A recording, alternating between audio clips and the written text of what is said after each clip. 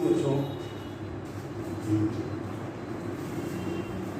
पिछले क्लास में जब मई में क्लास चल रहा था तो उसमें हम लोग सीमा यानी लिमिट का अध्ययन कर रहे थे। इसका अध्ययन कर रहे थे लिमिट का। तो उसके अंतर्गत हमने लिमिट की आवश्यकता क्यों पड़ी, क्योंकि जानते हो कि जब फंक्शन अनडिफाइंड हो गए थे तो हमने जब फंक्शन अनडिफाइंड हो गए तो सीमा की आवश्यकता पड़ी। तो उसमें हमने सीमा की परिभाषा, सीमा की आवश्यकता क्यों पड़ी तथा सीमा किस तरह निकाला जाता है, साथ ही साथ सीमा कितने प्रकार की होती है, राइट हैंड लिमिट तथा लेफ्ट हैंड लिमिट के बारे में भी हमने चर्चा किया था। यहाँ पे अब हम सीधे आते हैं कि लिमिट के अंतर्गत हम क्वेश्चन पेपर से सॉल्व करेंगे। ठीक है, यहाँ तक कि उस समय मई के महीने में हमने फलन का मान तथा मई के महीने में हमने जहाँ से वीडियो खत्म किया था वहीं से हम आगे बढ़ रहे हैं।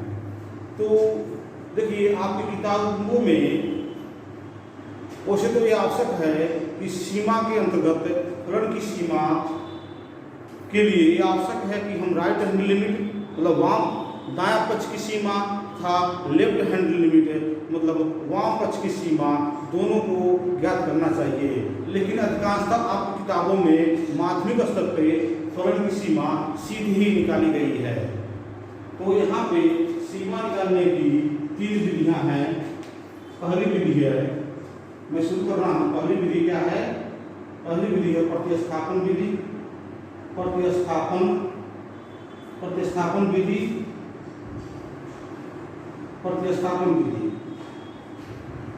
दूसरी विधि है आपका गुणनखंड विधि।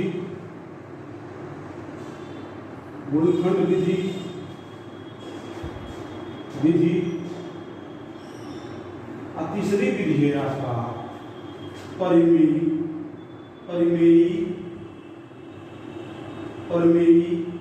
विधि। ये 3 विधियां हैं जिसमें हम बारी से इन तीनों के विषय में आपको जानकारी देंगे। सबसे पहले है, ठीक है, सबसे पहले हम प्रतिस्थापन विधि और उसके बाद गुणनखंड विधि और उसके बाद परिमेयीकरण विधि के बारे में हम चर्चा करेंगे।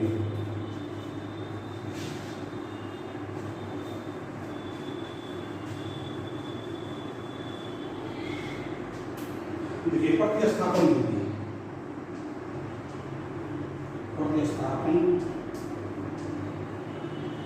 विधि। देखिए, इस विधि में देखिए माना फलन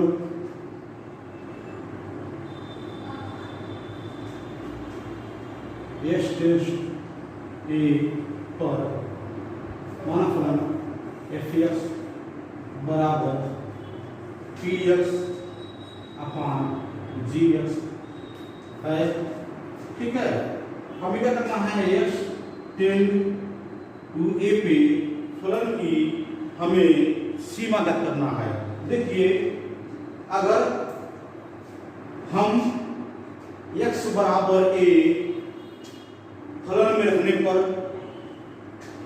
x बराबर a मतलब इस प्रकार का आपका है limit x tends to a px upon gx। तो देखिए, यहाँ पे लिमिट क्या है? x tends to a। तो x देखिए, अब फलन में हम x बराबर a रखने पर अगर तो फलन का अपरिभाषित रूप नहीं आता है, अपरिभाषित रूप मतलब क्या?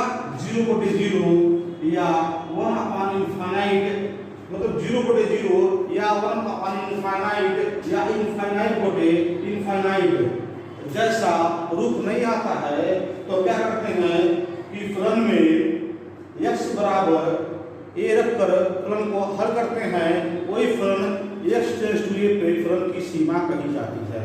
ध्यान सुन लीजिए, प्रतिस्थापन भी करते क्या है कि देखिए, माना फलन fx बराबर px बटे gx है, जो फलन आपका fx है वो px बटे gx के रूप में है या केवल fx के ही रूप में है।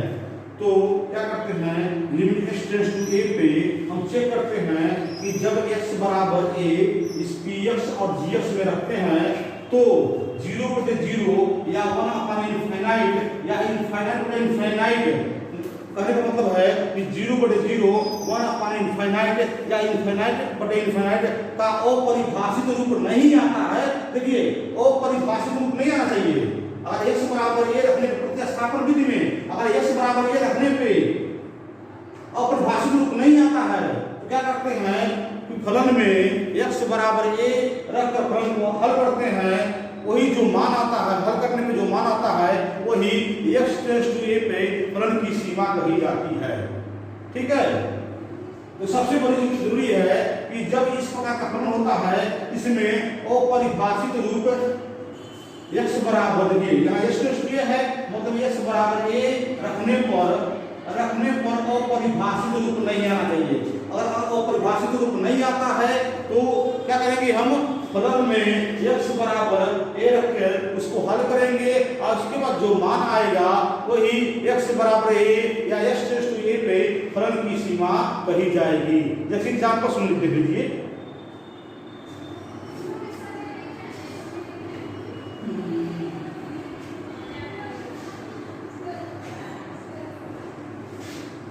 जैसे देखिए एग्जांपल है आपका,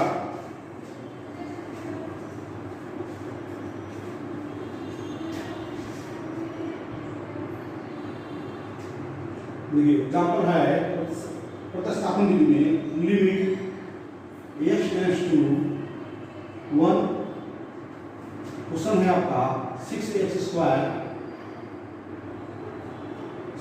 स्क्वायर माइनस 4x प्लस 3।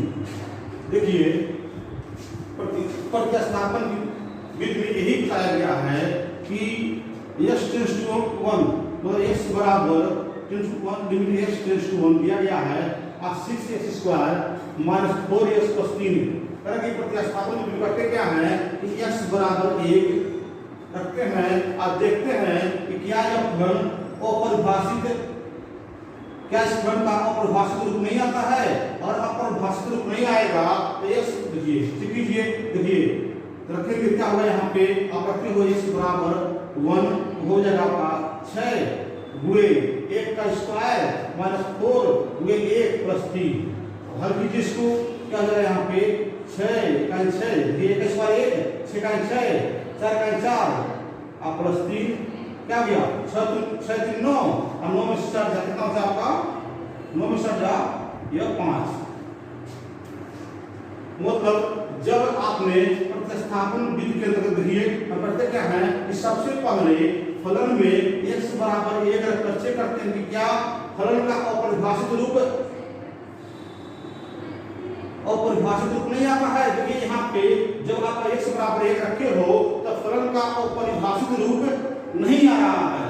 अपरिभाषित रूप कैसा होना चाहिए, देखिए अपरिभाषित रूप इस तरह होता है 0 बटे 0 1 अपॉन 0 1 अपॉन इनफाइनाइट या इनफाइनाइट बटे इनफाइनाइट, इसे क्या करते हैं, इसे ही हम कहते हैं अपरिभाषित रूप।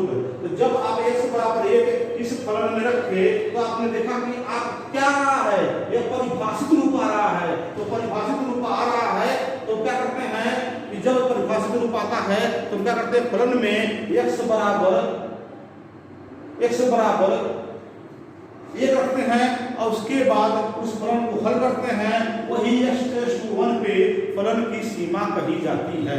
ठीक है, तो देखिए हमने हल किया इसको तो क्या आया 5 आया है, यह परिभाषित रूप नहीं है। तो क्या करेंगे फलन में x की जगह पे 1 रखेंगे, इसको हल करेंगे, यही x टेंड्स टू 1 पे या x बराबर 1 पे फलन की सीमा कही जाएगी। ठीक है, अब इसको हम हल करेंगे। देखिए क्या यहाँ पर परिभाषित रूप नहीं आ रहा है तो देखिए लिमिट, देखिए x टेंड्स टू 1। अब क्या करना है, देखिए अब यहाँ पे हम मान रख देंगे, क्या करेंगे, जहां जहां x है वहां क्या रखेंगे, 1 रखेंगे। रखिए 6 बराबर 6 गुणे 1 का स्क्वायर माइनस 4 गुणे 1 प्लस 3 आया क्या, आपका आ गया 5। यही 5 क्या हुई, यही 5 x टेंड्स टू 1 पे फलन की सीमा होगी। ठीक है, इसे ही हम कहते हैं प्रतिस्थापन विधि से हल करना। प्रतिस्थापन विधि से हल करने के लिए ये आवश्यक है कि x टेंड्स टू 1 जो दिया हो उसे क्या करते हैं, फलन में रखते हैं, x के जगह पे रखते हैं।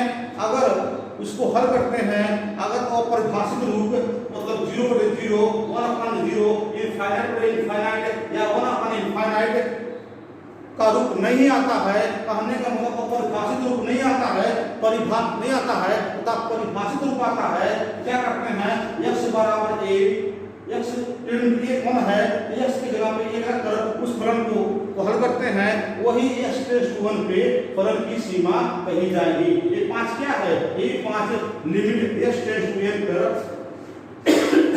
यही 5 लिमिट x टेंड 1 पे फलन की सीमा कही जाती है। क्या कहती है, इसे ही कहते हैं फलन की सीमा। ठीक है, चलिए ये हो गया, प्रतिस्थापन विधि हो गया।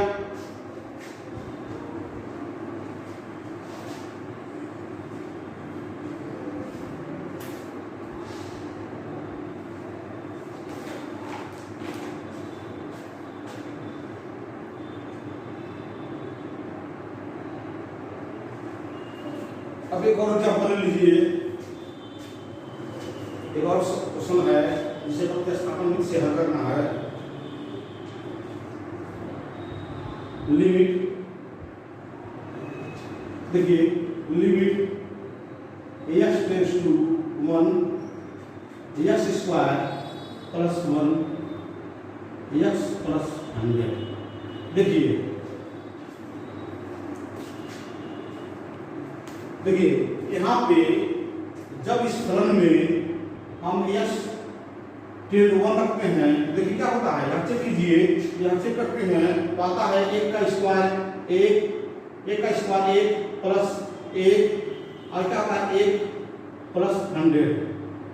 अब देखिए आता है ना, तो क्या आ रहा है यहाँ पे 1 1 2 2/101 ये आ रहा है आपका। तो इसका मतलब क्या हो रहा है, देखिए यहाँ पे x बराबर 1 रखने, इस फलन में x बराबर 1 रखने पर क्या मिल रहा है हमें, 2/101। क्या है, यह परिभाषित रूप है, क्या है, यह डिफाइंड परिभाषित रूप है। तो परिभाषित रूप है तो इसे कैसे हल करेंगे, इसे हम प्रतिस्थापन विधि से हल करेंगे।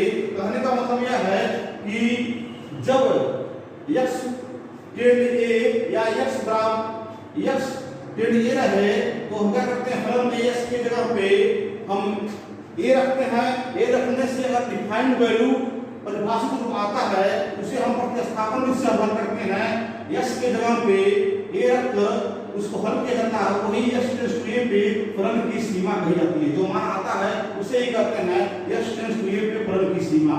देखिए हमने यहाँ पे x बराबर 1 रखा, x टेंड्स टू, देखिए यहाँ पे a की जगह पे, यहाँ पे मान a की जगह पे 1 है तो हमने यहाँ पे x की जगह पे 1 रखा। देखिए क्या हुआ, 1 का स्क्वायर 1 हो गया, यहाँ 1 प्लस 1 2। देखिए अब क्या है, यहाँ पे 1 रखा, यहाँ पे प्लस 100 है, तो 2/, क्या हो गया 2/101 ये हो गया। तो देखिए क्या है, ये डिफाइंड वैल्यू है, ये परिभाषित रूप है, ये डिफाइंड वैल्यू है।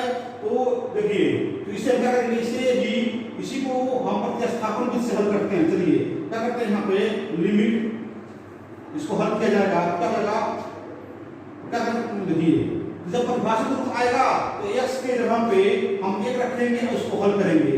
1 का square limit x tends to 1 1 का स्क्वायर प्लस 1/100 क्या हो गया आपका 2/101।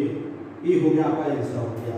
ठीक है, देखिए ये 2/101 ये क्या हो गया, यही फलन का आपका, यही आपका सीमा हो गया। x टेंड्स टू 1 पे ये क्या हो गया, यही आपका सीमा, फलन की सीमा हो गई। ठीक है ना। इसे ही कहते हैं प्रतिस्थापन विधि से हल करना। इसका मतलब ये हो गया कि जब आपका फलन दिया रहेगा और जिसपे x टेंड्स टू a या x टेंड्स टू 1 रहे या 2 रहे या 3 रहे, उसके क्या करते हैं, चेक करने के लिए क्या करते हैं, x के जगह पे उस मान को x के जगह x टेंड्स टू a दिया है, x बराबर a, x के जगह पर प्रतिस्थापित करते हैं। अगर डिफाइंड वैल्यू परिभाषित रूप आता है, क्या करते हैं कि फलन में x टेंड x बराबर a रखकर उसको हल करते हैं। जो मान आता है वही x टेंड्स टू a या x टेंड्स टू 1 पर फलन की सीमा कही जाती है। ठीक है, अब हम आते हैं दूसरी विधि।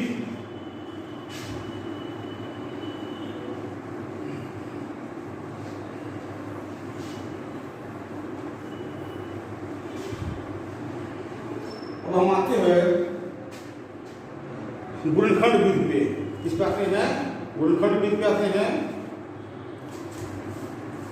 देखिए तो माना दूसरा है क्या है, गुणनखंड विधि। लिख दे रहा है यहाँ पे गुणनखंड विधि, गुणनखंड विधि दूसरा आपका है गुणनखंड विधि। तो माना जो आपका limit x tends to a px बटे gx, देखिए इस रूप का है आपका।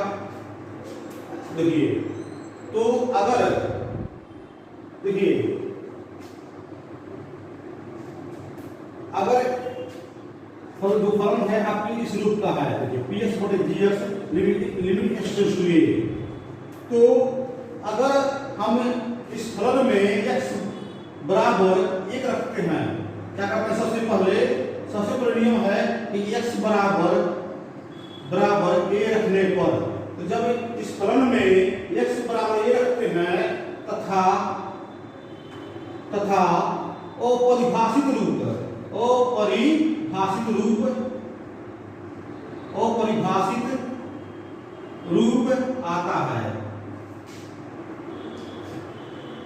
आता है कहने का मतलब यह है कि इस फलन में हम x बराबर a रखते हैं तथा उसको हल करते हैं तो हमें अपरिभाषित रूप मिलता है। कहने का मतलब क्या होता है कि 0 बटे 0 1 अपान 0 इनफाइनाइट बटे इनफाइनाइट या 1 अपान इनफाइनाइट। जब x बराबर a रखते हैं तो अपरिभाषित रूप आए। अपरिभाषित रूप होता क्या है, मैंने आपको बताया कि 0 बटे 0 1 अपान 0 इनफाइनाइट बटे इनफाइनाइट 1 अपान इनफाइनाइट, तो हम अपरिभाषित रूप करते हैं। तो x बराबर a रखने पर, x बराबर इस फलन में x बराबर a रखने पर अगर अपरिभाषित रूप आता है तो फलन को हल करने के लिए हम गुणनखंड विधि का प्रयोग करते हैं। क्या करते हैं कि जब x बराबर a रखने पर अपरिभाषित रूप मतलब 0 बटे 0 के रूप का हल करने के लिए आए तो हम गुणनखंड विधि की सहायता से फलन को हल करते हैं। ठीक है, और 0 बटे 0 1 अपान 0 इनफाइनाइट बटे इनफाइनाइट 1 अपान इनफाइनाइट को क्या करते हैं, हम अपरिभाषित रूप करते हैं, अनडिफाइंड रूप करते हैं इसे। ठीक है, तो इसे हल करने की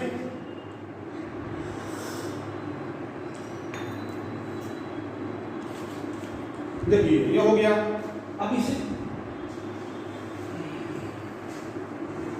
तो जब देखिए तो x बराबर a रखने पे और यह फलन और अनडिफाइंड रूप मतलब अपरिभाषित रूप दे, तो इसको हल करने के लिए निम्नलिखित चरण होते हैं। पहला चरण क्या होता है, पहला चरण होता है फलन। देखिए फलन को हल करके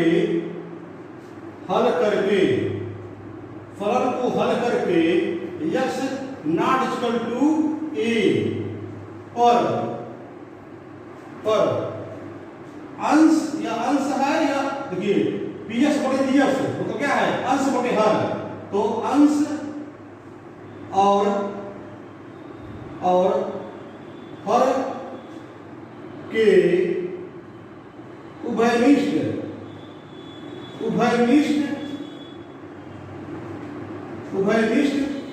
गुणनखंड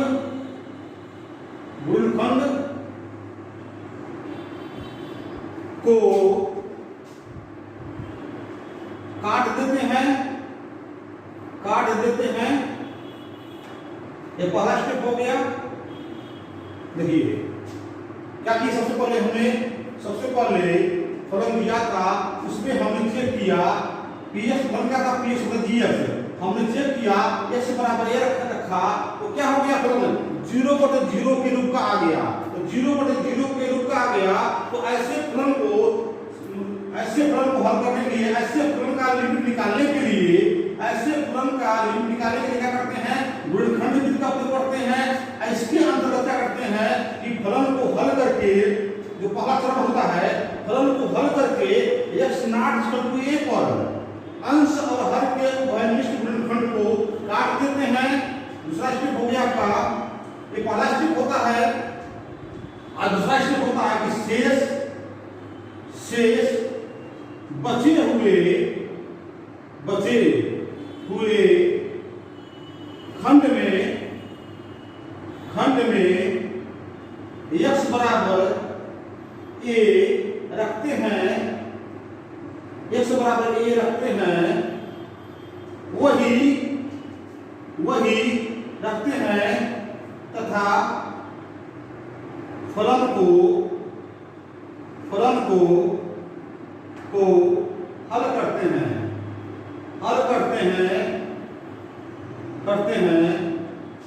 जो मान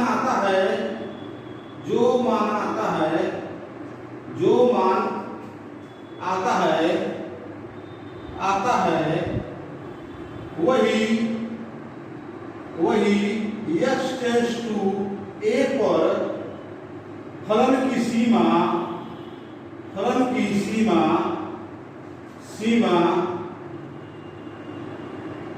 होती है। ठीक है, वही होती है। देखिए गुणनखंड विधि में सबसे पहले क्या करेंगे, सबसे पहले दिया रहेगा limit x tends to a PS बटे जीएस, क्या करेंगे, x बराबर a रखेंगे, x बराबर a इस फलन में रखेंगे। तो जब इसको x बराबर a रखेंगे तो उसको x बराबर a रखने के बाद इसको हल करेंगे।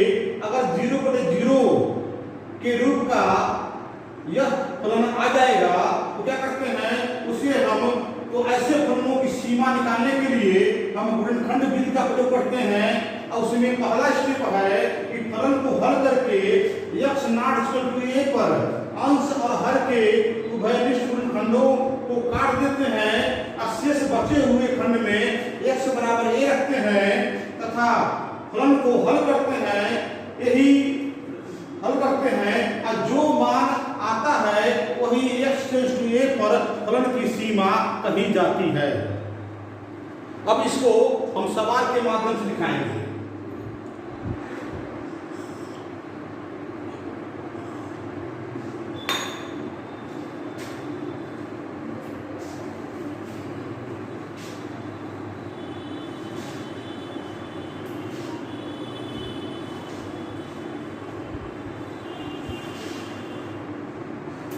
गुणनखंड विधि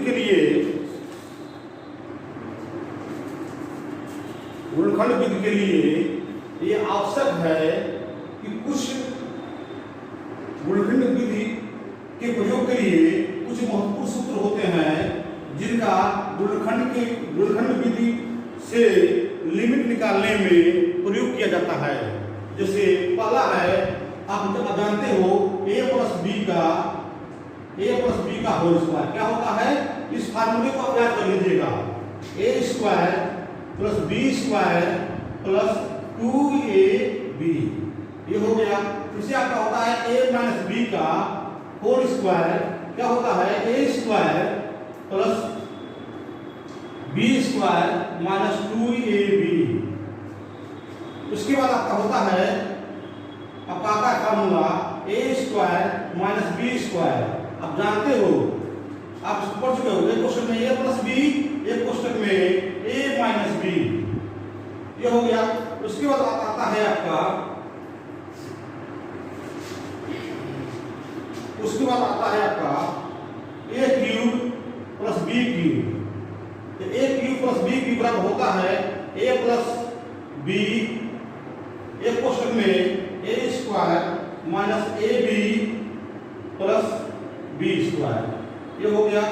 इससे आता है a cube minus b cube, इसका फॉर्मूला होता है a माइनस b कोष्टक में a square plus ab plus b square. ये फार्मूले हैं जो हम जब गुणनखंड विधि से लिमिट निकालेंगे तो उसके अंदर जो फलन होता है उसको हल करने के लिए हम इस फार्मूले को यूज किया जाता है। इन फार्मूले को हम लोग यूज करते हैं, ठीक है। इसको याद कर लीजिएगा, ठीक है। जब इसको आप याद कर लेंगे तो गुणनखंड विधि से सवाल लगाने में जब आप फलन को हल करोगे तो बहुत आसानी होगी, ठीक है। तो इस फार्मूले को आप याद कर लीजिएगा। इसलिए फार्मूला और है, उसको मैं लिख दे रहा हूं।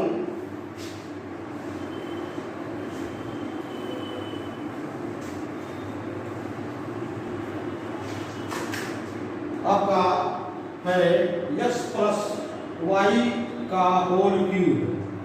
आपका x प्लस वाई का होल क्यूब बराबर होता है x cube plus y cube plus, sorry जो हम इंग्लिश माने हैं, हम माने हैं a प्लस b, यहाँ पे a cube plus b cube plus 3ab कोष्टक में a प्लस b। देखिए आपका फॉर्मूला हो गया a प्लस b का होल क्यूब बराबर a cube plus b cube plus 3ab कोष्टक में a प्लस b, ये हो गया। उसी तरह आपका अगला फॉर्मूला हो गया a माइनस b का होल क्यूब बराबर हो गया आपका a cube minus b cube minus 3ab कोष्टक में a माइनस b। ये फार्मूला है, इसे आप लोग याद कर लीजिएगा। जब आप लोग इसको याद कर लोगे तो गुणनखंड विधि से जब हम फलन को हल करेंगे उसको इसमें उसका प्रयोग किया जाएगा, ठीक है। अब सीधे हम आते हैं सवाल पे आते हैं।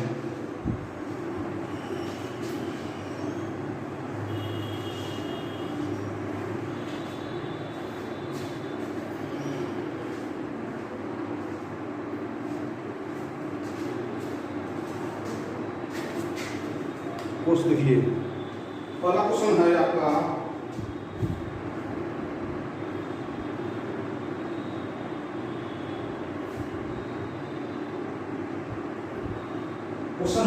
Limit s tends to a, देखिए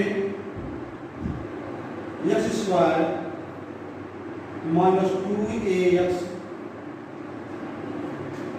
प्लस a स्क्वायर बटे x माइनस a। आपका दिया है question limit x tends to a x square minus 2x plus a square बटे x माइनस a। ये किस रूप का है? ये क्या है आपका? ये px है, ये क्या है आपका नीचे वाला gx। मतलब अंश क्या है आपका? px है, अंश यह है, ये px हो गया और gx क्या हो गया? ये हल हो गया। तो px बटे gx का रूप हो गया, या ना इसमें हल हो गया। देखिए सबसे पहले हम चेक करते हैं, सबसे पहले क्या करते हैं? हम चेक करते हैं, क्या करते हैं सबसे पहले कि x इस फलन में px बटे gx है, इस फलन में x बराबर ये रखते हैं। देखिए यहाँ पर रखिए x बराबर ये, जब आप x बराबर ये रखते हो तो देखिए क्या मतलब x टेन a है, इस फलन में क्या करते हैं? सबसे पहले x बराबर a रखते हैं। तो ये रखिए तो क्या हो जाएगा? a स्क्वायर, यहाँ क्या हो जाएगा आपका? माइनस 2a इंटू x है, तो x के जगह क्या है? ये हो गया प्लस a स्क्वायर, ये हो गया बटे यहाँ क्या है? x है, x की जगह क्या रखना है? a रखना है, a माइनस a। अब ध्यान से देखिए ये हो गया a, देखिए प्लस a प्लस देखिए प्लस ए स्क्वायर क्या हो गया 2a स्क्वायर। ये क्या हो गया आपका देखिए ए स्क्वायर तो माइनस 2a स्क्वायर। अब बढ़िए क्या हो गया a माइनस a, ये क्या हो गया इससे कैंसिल ये क्या हो गया 0/0।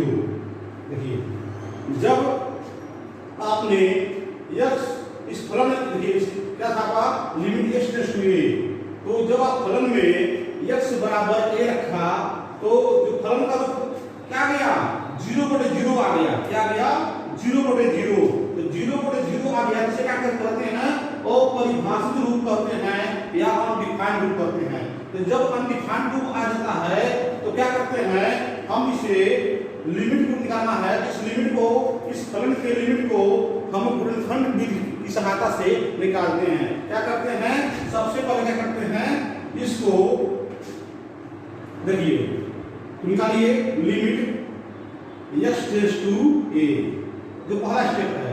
क्या करते हैं देखिए यह है आपका x square minus 2x plus a square. इसको सकते हैं क्या है यह है आपका फार्मूला हो गया x माइनस a का whole square. x minus a का होल स्क्वायर का जो फार्मूला होता है क्या होता है x माइनस a का होल स्क्वायर का फार्मूला होता है x square plus a square minus 2ax। इसको हम लिख सकते हैं x माइनस a का होल स्क्वायर बटे x माइनस a। ठीक है, जो पहले गुणनखंड विधि में जो आपका पहला चरण था जिसमें कहा गया था कि फलन को हल करते हैं, हमने फलन क्या किया हल कर दिया। इसको x square minus 2ax plus a square को हमने क्या लिख दिया x माइनस a का होल स्क्वायर लिख दिया। कैसे लिखा हमने a माइनस b के होल स्क्वायर के फार्मूले से हमने इसको इस रूप में लिख लिया। अब करते क्या है यहाँ पर x not equal to a, हम पहले चरण में ही बताए थे क्या करते हैं x not equal to a मानकर, मतलब x क्या है x आपका a के बराबर नहीं है। क्या करते हैं इसको हल करते हैं, तो हमने लिख दिया यहाँ पे x not equal to a। देखिए यहाँ क्या है x माइनस a, यहाँ क्या है x माइनस a का x माइनस a पे देखिए यहाँ पे है x माइनस a का स्क्वायर, x माइनस a का होल स्क्वायर, यहाँ पे है x माइनस a। अब देखिए इससे से क्या हो गया एक पावर खत्म कैंसिल हो गया x माइनस a का होल स्क्वायर बटे x माइनस a, इससे क्या हो गया इसका एक पावर कैंसिल हो गया। तो बचा क्या आपका limit x tends to a, बचा आपका x माइनस a। अब देखिए याद कीजिए मैंने आपसे लिखवाया था दूसरा स्टेप, तो दूसरे स्टेप में मैंने लिखवाया था कि अंश और हर का जो उभयनिष्ठ गुणनखंड था उसको काट देते हैं। देखिए अंश और हर का उभयनिष्ठ गुणनखंड क्या था x माइनस a, इसको लिख सकते हैं x माइनस a था, यहाँ भी x माइनस a था, तो x माइनस a इसका क्या हो गया नीचे जो हर का x माइनस a है इससे x माइनस a जो यहाँ पे स्क्वायर था इसका x माइनस a कट कर दिया। देखिए नहीं तो आप समझ सकते हो, इसको ऐसे लिख सकते हैं, इसको और सिंपल में हम बता रहे हैं। देखिए अब क्या हो गया limit x tends to a, इसे लिख सकते हैं x माइनस a का होल स्क्वायर बटे x माइनस a, ये हो गया x not equal to a। इसे लिख सकते हैं limit x tends to a। देखिए यहाँ पे x माइनस a का होल स्क्वायर, इसको हम लिख सकते हैं x माइनस a एक कोष्ठक में x माइनस a बटे x माइनस a, जो आपका पहला खंड दिया गया था जिसमें कहा गया था कि अंश और हर के उभयनिष्ठ गुणनखंड को काट दीजिए। देखिए अंश में क्या है x माइनस a है और हर में क्या है x माइनस a है, क्या है उभयनिष्ठ है, कट गए। तो बचा क्या आपका limit x tends to a x minus a, ये ना बचा आपका। अब उसमें जो सेकंड जो आपका स्टेप था कि x जो बचे हुए खंड में क्या करते हैं x बराबर a रख देते हैं। चलिए रखिए, तो क्या x बराबर a रखेंगे क्या होगा a माइनस a, क्या हो गया ये 0। तो लिमिट देखिए आपका आंसर आ गया limit x tends to a कोष्ठक में x square minus 2x plus a square बटे एक्स माइनस ए का एक्स टेंड्स टू ए पे लिमिट क्या हो गई, इस फलन का लिमिट आपका शून्य हो गया। यही आपका आंसर है। ठीक है, यही आपका आंसर है। तो आज के लिए यही आपका आंसर है। तो आज के लिए बस इतना ही। कल इसके अंतर्गत आने वाले दो तीन प्रॉब्लम को हल किया जाएगा। उसके बाद कुछ सवाल आपको देंगे और उसके बाद हम परिमीकरण विधि के बारे में चर्चा करेंगे। आज के लिए बस इतना ही। बहुत बहुत धन्यवाद।